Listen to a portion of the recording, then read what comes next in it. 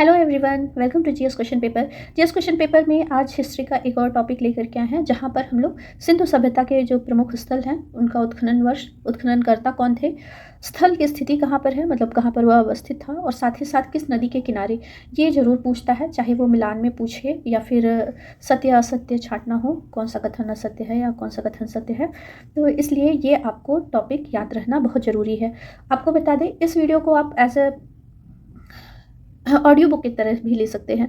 जैसे अगर जो आप पढ़ाई कर रहे होंगे, अभी आर ओ के एग्ज़ाम्स आने वाले हैं, यूपी है, तो उन सब में ये टॉपिक ज़रूर आप लोगों ने तैयार किया होगा।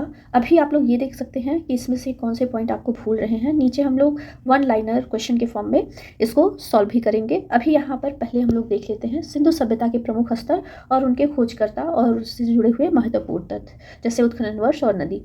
यहाँ पर देखते हैं, हड़प्पा है 1921 में दयाराम साहनी जी ने किया था। मांटगोबरी पाकिस्तान में यह स्थित है। किस नदी के किनारे हड़प्पा है, तो ये है रावी नदी के किनारे। मोहनजोदड़ो की बात करें तो इसका उत्खनन वर्ष है 1922 यानी कि 1922 ईस्वी में। आर.डी. बनर्जी ने इसका उत्खनन करवाया था और यह कहाँ पर स्थित है, लरकाना पाकिस्तान में है। और किस नदी के किनारे मोहनजोदड़ो स्थित है, तो ये सिंधु नदी के किनारे है। सुतकांगेडोर, इसका उत्खनन वर्ष आप लोग देख रहे होंगे 1927, यानी कि ये जो तीनों पाकिस्तान से रिलेटेड हैं, ये 21, 22 और 27 सुतकांगेडोर है। इसको R.L. स्टाइन ने किया था। बलूचिस्तान पाकिस्तान में ये भी है, लेकिन ये दाश्क नदी के किनारे है। ये मिलान वाले में पूछा है, सुतकांगेडोर, दाश्क नदी, इसको ज़रूर आप लोग याद रखिएगा। चहुंदड़ों की बात करें तो 1931 में M.G. मजूमदार के द्वारा इसका उत्खनन करवाया गया था। ये भी सिंध पाकिस्तान में है। चहुंदड़ो सिंधु नदी के किनारे ये स्थित है। रंगपुर की बात करें तो 1953 में माधव स्वरूप वस्त्र और अहमदाबाद भारत में स्थित है ये, और मादर नदी के किनारे है। ये एक बार पूछा भी गया हुआ है, रंगपुर किस नदी के किनारे है, तो 1953 में इसका उत्खनन माधव स्वरूप वस्त्र के द्वारा करवाया गया था, अहमदाबाद भारत में। कोट दीजी की बात करें तो 1953 में सबसे पहले इसको धुरिये जी ने खोजा था, जो कि पाकिस्तान में स्थित है। लेकिन इसका जो उत्खनन, विस्तृत उत्खनन 1953 में फजल अहमद के द्वारा करवाया गया था। सिंध पाकिस्तान में कोट दीजी भी है और ये आपका सिंधु नदी के किनारे पर स्थित है। रोपड़ की बात करें तो 1953 में वाई.डी. शर्मा, कहीं कहीं वाई.डी. शर्मा लिखा होगा, इनका नाम था यज्ञ दत्त शर्मा।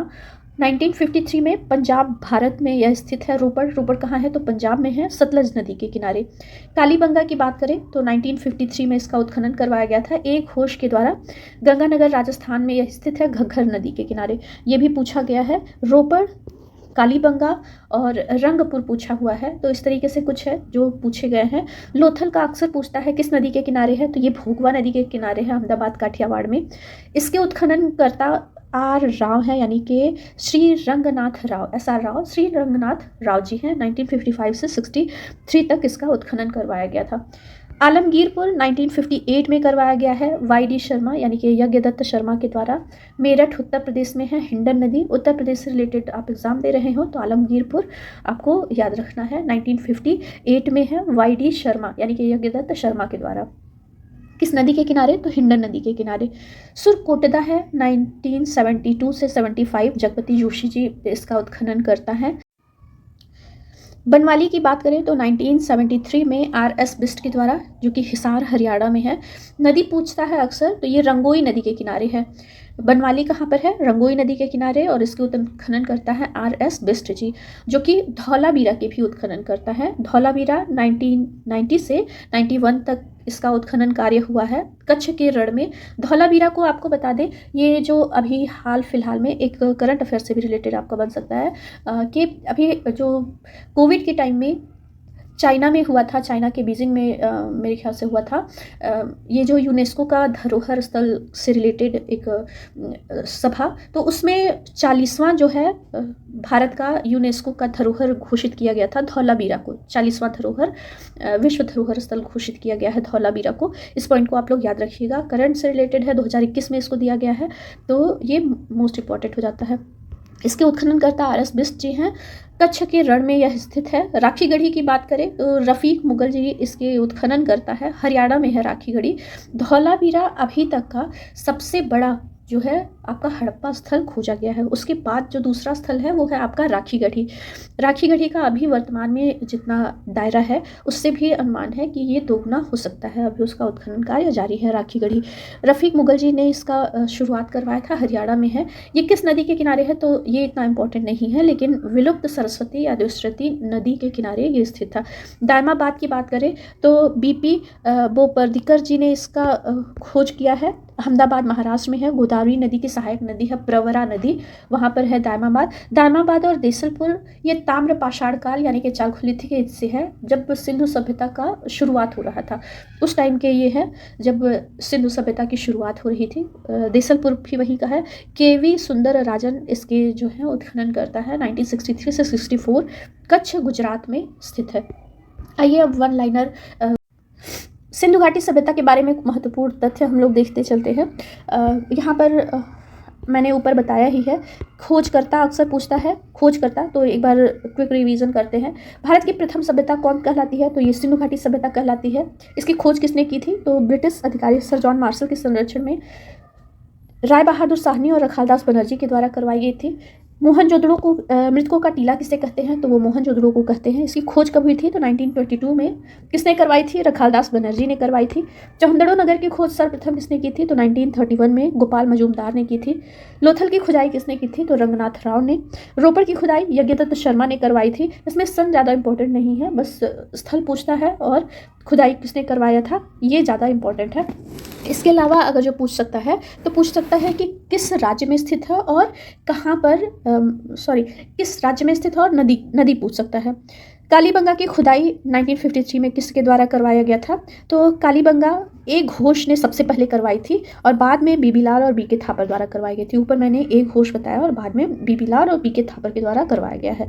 बनावली की बात करें तो बनावली यहाँ पर है, ये गलत हो गया है, बीबीलाल और बीके थापर नहीं है, RS बिष्ट जी हैं बनवाली की। सुरकोटदा की बात करें, यहाँ पर सुरकोटदा की खोज 1927 में ऑरेंज स्टाइल ने की थी, ये सही है। यहाँ पर रंगपुरा की खुदाई, रंगपुरा यहाँ पे लिखा हुआ है, ये रंगपुर है, माधो स्वरूप वत्स ने करवाई थी। बीबीलाल और SR राव ने ये बाद में थे, लेकिन माधो स्वरूप वत्स यहाँ पर रंगपुर की खुदाई के लिए मोस्ट इंपॉर्टेंट है। कहाँ पर है अहमदाबाद काठियावाड़ में है। रंगपुर कहाँ पे है गुजरात में है। सिंधु सभ्यता को वर्तमान में क्या कहा जाते हैं तो हड़प्पा सभ्यता कहते हैं। क्यों कहते हैं क्योंकि सर्वप्रथम जो खुदाई हुई थी वो हड़प्पा की हुई थी, तो इसका नाम उसी खुदाई के आधार पर हड़प्पा रख दिया गया। हड़प्पा को ऋग्वेद में क्या कहा जाता है तो हड़प्पा सभ्यता को ऋग्वेद में हरियूपिया कहा गया है। क्या कहा गया है ऋग्वेद में हरियूपिया कहा गया है। सिंधु सभ्यता का बाग हड़प्पा सभ्यता में मोहनजोदड़ो के पुरास्थल को कहा जाता था। सिंधु सभ्यता का बाग किसको कहा जाता था तो हड़प्पा सभ्यता में सिंधु का जो बाग था, सिंधु सभ्यता ने सिंधु का बाग मोहनजोदड़ो को कहा गया है। हड़प्पा सभ्यता के संपूर्ण क्षेत्र का आकार कैसा देखने को मिलता है, क्वेश्चन पूछा भी गया है, तो ये त्रिभुजाकार हम लोगों को देखने को मिला है। हड़प्पा सभ्यता की मुद्राएं मैक्सिमम किस चीज़ से बनी होती थी तो वो पाई गई हैं आपकी मिट्टी से बनी हुई सेलखड़ी से। हड़प्पा सभ्यता की मुद्राओं का आकार कैसा था तो अधिकतर मुद्राएं आपके आयताकार में दिखाई पड़ती हैं। अधिकतर हड़प्पाई मोहरों पर किस पशु का चित्र का अंकन देखने को मिलता है या अधिकतर हड़प्पा मोहर पे किसका ज़्यादा हमको चित्र देखने को मिलता है तो सांड का चित्र। ये पॉइंट आप लोग याद रखिएगा। सिंधु सभ्यता को सिंधु घाटी सभ्यता या नगरीय सभ्यता क्यों कहा जाता है, सभ्यता कहा जाता है, क्यों नगरीय सभ्यता कहा जाता है।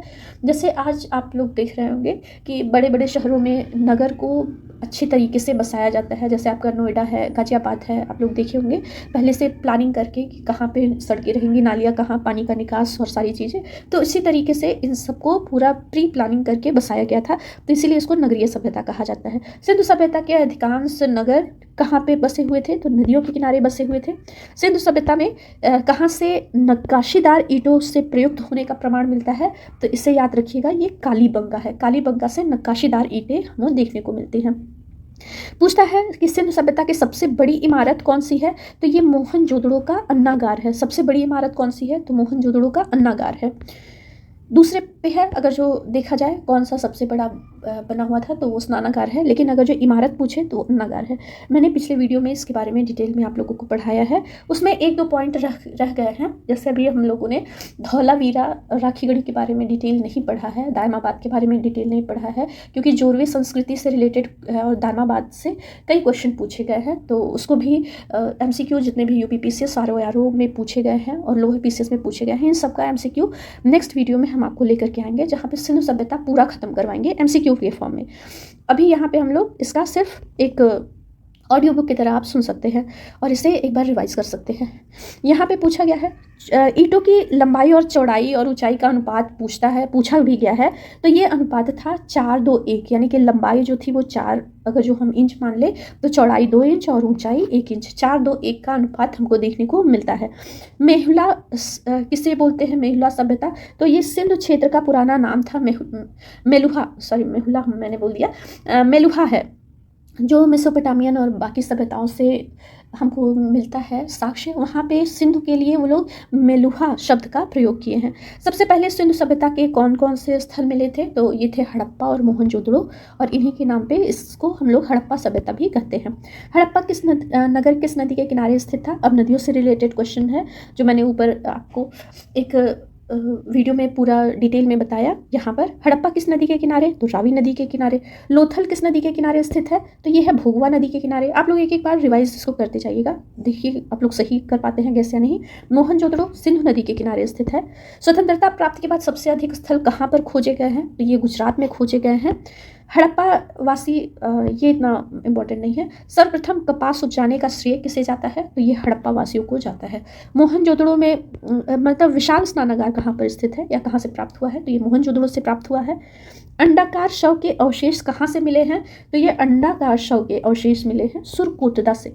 इस पॉइंट को आप लोग याद रखिएगा। एक कब्र में 2 शव आपस में लिपटे हुए, यानी कि युग्म समाधान कहाँ पे हमको देखने को मिलता है?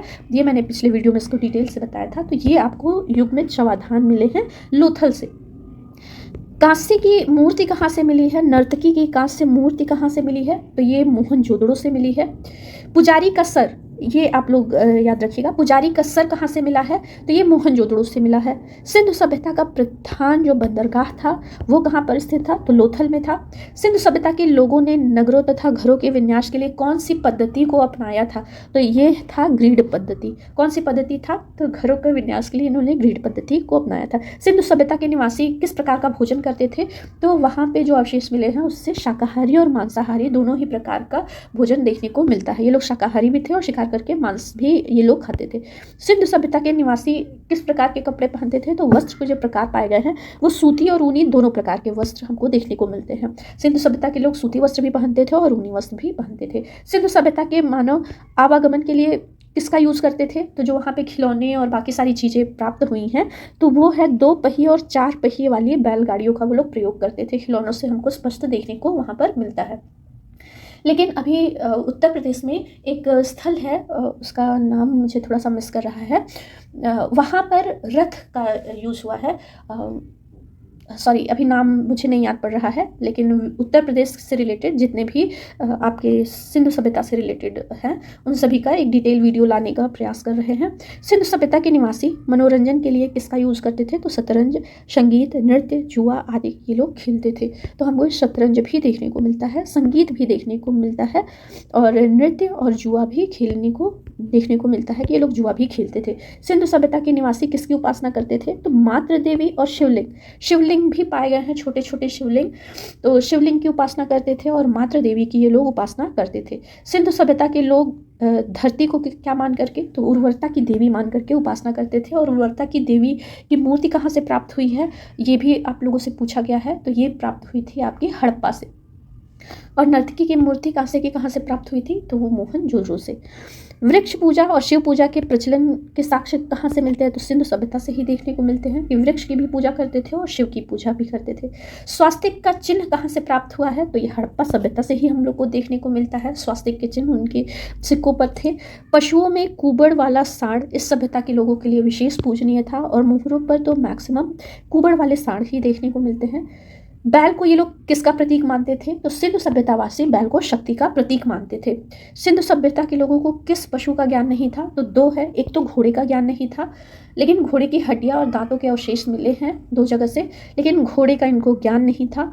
मतलब उसको इस्तेमाल कैसे करना है या उनको अपना पालतू बनाना है। हाँ, हाथियों को वो लोग पालतू बनाते थे, घोड़े को नहीं। घोड़े का ज़्यादा हमको साक्ष्य नहीं मिलता है, और साथ ही साथ शेर का भी नहीं मिलता है। शेर और घोड़े का ज्ञान सिंधु सभ्यतावासियों को नहीं था। मनके बनाने के कारखाने कहाँ से मिले हैं? तो दो जगहों से मिले हैं, लोथल से और चौहंदड़ों से मनके बनाने के कारखाने प्राप्त मिलते हैं। घोड़े के दांत के अवशेष कहाँ से मिले हैं? तो ये मोहनजोदड़ो से मिले हैं। सीप तथा मोहनजोदड़ो से सीप तथा लोथल से हाथी दांत से निर्मित एक पैमाना मिला है। ये क्वेश्चन भी पूछा गया है, हाथी दांत से निर्मित पैमाना कहाँ से मिला है? तो ये लोथल से मिला है। लोथल में घोड़े के लौह मृण्मय मूर्तियों के अवशेष मिले हैं। तो घोड़े के जो दांत के अवशेष मोहनजोदड़ो से, और लोथल में हमें घोड़े की लौह मृण्मय मूर्तियों के अवशेष मिले हैं। मैंने इसका पिक्चर भी डाला हुआ है पिछले वीडियो में, आप लोग उससे जाकर के एक बार रिवाइज कर सकते हैं। कालीबंगा से जुते हुए खेतों का साक्ष्य मिला है। चावल के प्रथम साक्ष्य कहाँ से मिल लेते हैं देखने को? तो वो लोथल से है। जुते हुए खेत कालीबंगा से। डिजाइन किए हुए काले रंग से लाल मिट्टी के बर्तन कौन बनाते थे? तो सिंधु सभ्यता से। और इसी मिट्टी के बर्तनों के आधार पर स्पष्ट विभाजन किया जाता है हम लोगों का किसके किसके बीच में? तो वैदिक सभ्यता के लोगों के बीच में और सिंधु सभ्यता के लोगों के बीच में क्वेश्चन में पूछा है कि किसके आधार पर स्पष्ट तरीके से विभाजन किया गया है? तो सिंधु सभ्यता और उसमें, तो वहाँ पे मृदभांडों के आधार पर। सिंधु सभ्यता के लोग तलवार से परिचित नहीं थे। एकमात्र हड़प्पा कालीन स्थल जिसका निचला शहर भी किले से घिरे हुए था, वो कौन सा था? तो वो कालीबंगा था। कालीबंगा था जिसका निचला शहर भी किले से घिरा हुआ था। पर्दा प्रथा और वेश्यावृत्ति सैंधव सभ्यता में प्रचलित थी। शवों को गाड़ने और जलाने दोनों ही की प्रथाएं मिलती हैं, और हम लोगों को जले हुए भी शव और शव के मतलब कब्रगाह भी पाए गए हैं। हवन कुंड के सर्वप्रथम साक्ष्य कहाँ से हमें देखने को मिलते हैं? तो दो जगह से मिलते हैं, कालीबंगा और लोथल। इन दोनों जगहों से हवन कुंड के प्रथम साक्ष्य मिले हैं। भारत में कृषि का जो सबसे प्राचीनतम साक्ष्य मिला है, तो वो मेहरगढ़ से मिला है। सिंधवासी किस धातु का ज़्यादा प्रयोग करते थे? तो तांबे धातु का प्रयोग ज़्यादा करते थे। क्यों? क्योंकि आप लोग पढ़ा होगा कि जो चालकोलिथिक एज से ये लोग लोहे का ज्ञान नहीं था, वो चालकोलिथिक एज से ही ये लोग तांबे का अधिकतर प्रयोग करते थे। साथ ही साथ और भी जितने भी हैं जैसे कि चांदा, अल्मुनियम, इन सब धातुओं का भी प्रयोग करते थे, लेकिन लोहे के धातु का ज्ञान नहीं था। क्वेश्चन में पूछा गया है किस धातु का ज्ञान सिंधवासी को नहीं था? तो वो लोहा था। घरों के दरवाजे और खिड़कियां मैक्सिमम कहाँ पर खुलते थे? तो ये सड़क की ओर ना खुल करके पीछे की ओर खुलते थे। सिर्फ अगर जो इस तरीके से पूछे जाए कहाँ पर आपको मिला है कि जो दरवाजे और खिड़कियां हैं पीछे ना खुल करके सड़क की ओर खुले हैं, किस जगह पे? तो वो केवल और केवल लोथल है। लोथल ही है जहाँ पर घरों के दरवाजे सड़क की ओर खुलते थे, ना कि पीछे की ओर। सिंधु सभ्यता के लोग मिठास के लिए किस चीज़ का प्रयोग करते थे? तो ये लोग शहद का प्रयोग करते थे। मोहनजोदड़ो की सड़कों की लंबाई है 400 मीटर और चौड़ाई 10 मीटर थी। इन लोगों का प्रमुख पेशा क्या था? कृषि और पशुपालन था। साथ ही साथ ये लोग व्यापार भी बहुत ज़्यादा किया करते थे। हड़प्पा वासी किस देश से करते थे? सुमेर देश से।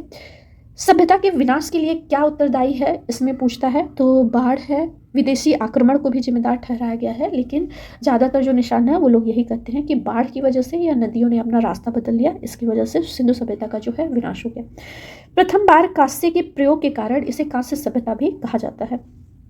चलिए आज की वीडियो में बस इतना ही। आपको ये वीडियो कैसा लगा मुझे कमेंट बॉक्स में बताइएगा। मिलते हैं नेक्स्ट वीडियो में एमसीक्यू के फॉर्म में पूरे के पूरे सिंधु सभ्यता को, जो कि आपके UP PCS, RO, lower PCS और बाकी बिहार पीसीएस और उत्तराखंड इस तरीके से मध्य प्रदेश इन सब में पूछा गया है, वो सारे के सारे वहाँ पे आप लोगों को अवेलेबल रहेंगे। तब तक के लिए बाय बाय।